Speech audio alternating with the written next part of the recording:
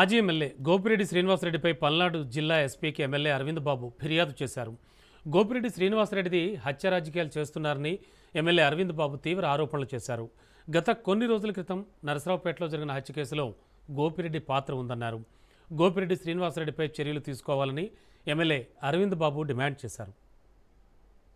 పాలెంలో గాడిపత్తి ఇఫ్రాన్ అనే అతను మరి ముగ్గురు అన్నదమ్ములు అతను రాయపాడు రోడ్లో స్వర్గపురి 2లో నైట్ వాచ్మెన్గా చేస్తున్నాడు. ఇంతకుముందు కూడా ఎలక్షన్ టైంలో గోపిరెడ్డి శ్రీనివాసరెడ్డి అదేవిధంగా మంగపతి రెడ్డి వీళ్ళందరూ కూడా వీళ్ళని బెదిరించడం జరిగింది బూతుల్లో.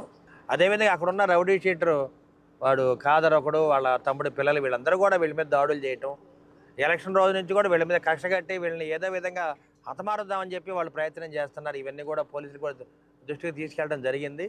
మరి మన 17వ తేదీన రాత్రి నిద్రపోతుంటే అతను వచ్చి అత్యంత కిరాతంగా గొడ్డలతో నరికి చంపడం జరిగింది. వివేకానందుడి గారిని ఏ విధంగా గొడ్డలతో నరికి చంపారో అదే విధంగా వాళ్ళ గుర్తే గొడ్డలి గుర్తు, గోపిరెడ్డి శ్రీనివాసరెడ్డి గుర్తు గొడ్డలి గుర్తు. ఈ విధంగా ఎంతమందిని హతమారుస్తారు?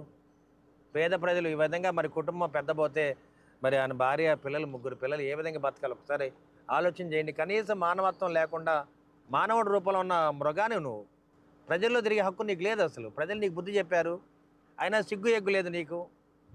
ఆ కుటుంబం మీద సానుభూతి చూపించే పని లేదు.